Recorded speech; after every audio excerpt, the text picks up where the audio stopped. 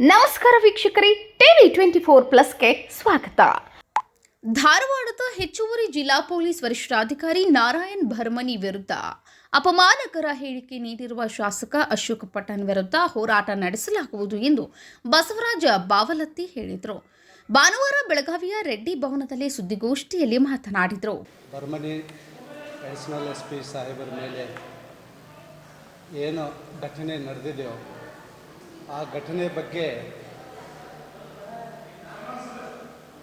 ರಾಮದುರ್ಗದ ಶಾಸಕರಾದ ಮತ್ತು ಸರ್ಕಾರಿ ಮುಖ್ಯ ಸಚೇತಕರಾದ ಅಶೋಕ್ ಪಟ್ಟಣ್ ಅವರು ಒಂದು ಹೇಳಿಕೆ ಕೊಟ್ಟಿದ್ದಾರೆ.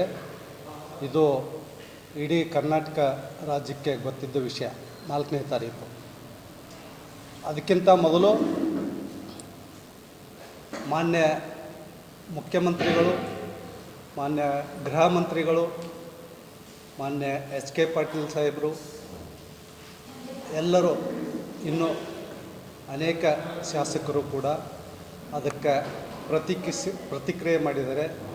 ಅದು ಕೂಡ ಇಡೀ ಕರ್ನಾಟಕ ರಾಜ್ಯಕ್ಕೆ ಗೊತ್ತು. ಅದರಲ್ಲಿ ಮಾನ್ಯ ಅಶೋಕ್ ಪಟ್ಟಣ್ ಅವರು ಒಂದು ವ್ಯತಿರಿಕ್ತ ಹೇಳಿಕೆ ಕೊಟ್ಟರು. ಏನು ಅಂದರೆ, ಭರ್ಮನಿಯವರು ಘಟನೆ ಆದ ಕೂಡಲೇ ಪ್ರತಿಕ್ರಿಯೆ ಮಾಡಬೇಕಾಗಿತ್ತು ಮತ್ತು ಯಾವುದೇ ಕಾರಣಕ್ಕಾಗಿ ರಾಜೀನಾಮೆ ಕೊಟ್ಟಿದ್ದಾರೆ, ರಾಜಕೀಯ ಪ್ರೇರಿತೆಯಿಂದ ಕೊಟ್ಟಿದ್ದಾರೆ ಅಂಥೇಳಿ ಅವರು 3 ಮುಖ್ಯವಾದ ಅಂಶಗಳನ್ನು ಕಾಮೆಂಟ್ ಮಾಡಿದರು.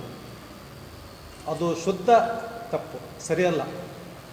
ಯಾಕೆಂದರೆ ಭರ್ಮನಿಯವರು ಆ ಘಟನೆಗೆ ಮನೆ ನೊಂದು ಅವರು ಸ್ವಯಂ ನಿವೃತ್ತಿ ಪತ್ರ ಸರ್ಕಾರಕ್ಕೆ ಏನು ಬರೆದಿದ್ದಾರಲ್ಲ, ಆ ಅಂಶ ಇಡೀ ಕರ್ನಾಟಕ ರಾಜ್ಯಕ್ಕೂ ಗೊತ್ತಿದೆ. ಇತ್ತೀಚೆಗೆ ಅದು ನ್ಯಾಷನಲ್ ಲೆವೆಲ್ಲು ಮೀಡಿಯಾದಲ್ಲಿ ಕೂಡ ಬಂತು. ಅವರು ಅದರಲ್ಲಿ ಕಾರಣ ಹೇಳಿದ್ದಾರೆ. ನಾನು ಪ್ರಾಮಾಣಿಕವಾಗಿ ನಿಷ್ಠೆಯಿಂದ ಕೆಲಸ ಮಾಡಿದ್ದು 31 ವರ್ಷ. ನನಗೆ ವ್ಯರ್ಥ ಅನಿಸುತ್ತೆ, ಬೇಜಾರಾಗಿದೆ.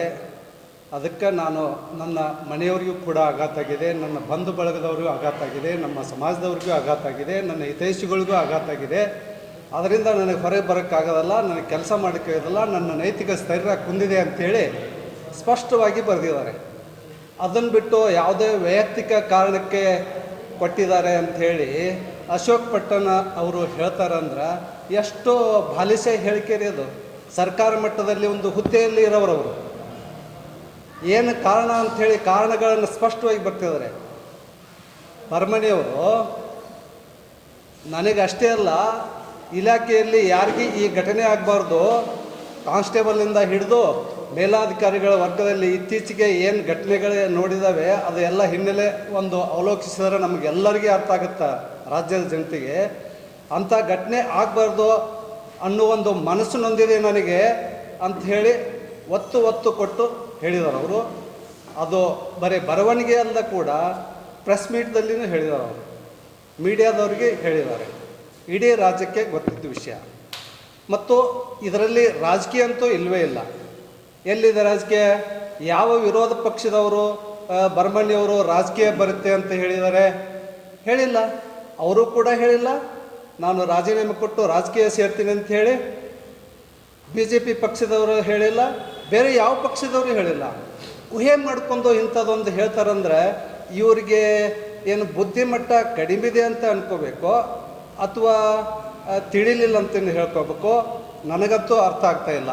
ಇಂಥವರಿಗೆ ನೀವು ಯಾವುದೇ ವೈಯಕ್ತಿಕ ಕಾರಣಕ್ಕೆ ನೀವು ರಾಜೀನಾಮೆ ಕೊಟ್ಟಿರಿ, ಯಾವುದೇ ರಾಜಕೀಯ ಮಾತು ಕೇಳಿ ಮಂತ್ರಿ ಕೊಟ್ಟಿರಿ ಅಂದ್ರೆ ಬಾಲಿಸಿ ಅಲ್ದ ಮತ್ತೇನಂತ ಹೇಳ್ಬೇಕ್ರಿ ಅಶೋಕ್ ಪಟ್ಟಣ್ ಅವ್ರಿಗೆ, ಸಾಹೇಬರಿಗೆ. ಅವರು ಇನ್ನೂ ಕೂಡ ಅವ್ರ ಹೆಸರು ಎಲ್ಲರಿಗೂ ಗೊತ್ತು. ವೈಯಕ್ತಿಕ ಭಾಳ ಜನ ಪರಿಚಯ ಅದಾರ ನಮ್ಮ ಉತ್ತರ ಕರ್ನಾಟಕದಲ್ಲಿ. ಅವರು ಭರ್ಮನಿ ಸಾಹೇಬರು ಅವ್ರಿಗೆ ಭಾಳ ಜನ ಗೊತ್ತು. ಅಶೋಕ್ ಪಟ್ಟಣ್ ಗೊತ್ತದ ಅಂತ ನಾನು ತಿಳ್ಕೊತೀನಿ. MB ಪಾಟೀಲ್ ಸಾಹೇಬ್ರಿಗೂ ಗೊತ್ತಿದೆ ಅಂತ ನಾನು ತಿಳ್ಕೊತೀನಿ. ಅವರು ಕೂಡ ಇದರ ಬಗ್ಗೆ ಕಮೆಂಟ್ ಮಾಡಿದರು. ಅವರೇ ಒಂದು ವಾರದಲ್ಲಿ 2-3 ದಿವಸದಲ್ಲಿ ಇಲ್ರಿ ಭರ್ಮನಿಯವರು ಆ ಘಟನೆ ಬಗ್ಗೆ ಭಾಳ ತಿಳ್ಕೊಬೇಡ್ರಿ, ನಾವು ನಿಮ್ಮ ಜೊತೆ ಅದೀವಿ ಅಂತ ಹೇಳ್ಬೋದಿತ್ತಲ್ರಿ. ಅವರು ಫೋನ್ ಮಾಡಿ ಅಪರಿಚಿತರೇನಲ್ಲ, ಅವರು ಈ ಜಿಲ್ಲೆಗೆ ಕೆಲಸ ಮಾಡೋದು. ಅವ್ರ ಹೆಸರು ಎಲ್ಲ ಗೊತ್ತಿದೆ, ಇಲಾಖೆಗೂ ಗೊತ್ತಿದೆ, ಎಲ್ಲ ಮಟ್ಟದಲ್ಲಿನೂ ಗೊತ್ತಿದೆ. ಹೇಳ್ಬೋದಿತ್ತಲ್ಲ. ಮತ್ತು ಈ ರೀತಿ ಯಾಕೆ ಕಾಮೆಂಟ್ ಮಾಡಬೇಕಾಗಿತ್ತು ಅವರು ಅಲ್ವಾ? ಅದಕ್ಕೆ ಅವ್ರು ಸರ್ಕಾರಿ ಮಟ್ಟದಲ್ಲಿ ಒಂದು ಸ್ಥಾನ ಇದ್ದುಕೊಂಡು ಇದು ಬೇಜಾರಾಗಿದೆ ನಮಗೆ. ಅದಕ್ಕೆ ನಾವು ಅವರ ಹೇಳಿಕೆ ನಾವು ಈಗಾಗಲೇ ಒಂದು ವಾರದಿಂದ ಅವರಿಗೆ ವಿನಂತಿ ಮಾಡ್ಕೊಂಡಿದ್ದೀವಿ. ಏನಂತ, ನೀವು ಹೀಗೆ ತಪ್ಪು ಹೇಳಿಕೆ ಕೊಟ್ಟಿದ್ದೀರಿ, ಇದನ್ನು ವಾಪಸ್ ತಕ್ಕೋಬೇಕು, ಪ್ರೆಸ್ ನೋಟ್ ಮಾಡಬೇಕು ನೀವು ಅಂಥೇಳಿ. ಅದಕ್ಕೆ ಅವರು ಪ್ರತಿಕ್ರಿಯೆ ಮಾಡಿಲ್ಲ, ಕೊಟ್ಟೋದೂ ಇಲ್ಲ. ಅದಕ್ಕೆ ನಾವು ಅದನ್ನು ತಾಳ್ಮೆ ಸಾಕಾಯಿತು, ಉಗ್ರ ಪ್ರತಿಭಟನೆ ಮಾಡ್ತೀವಿ. ಆಕ್ರೋಶ ಹೆಚ್ಚಾಗಿದೆ ನಮ್ಮದು ಇದರ ಬಗ್ಗೆ.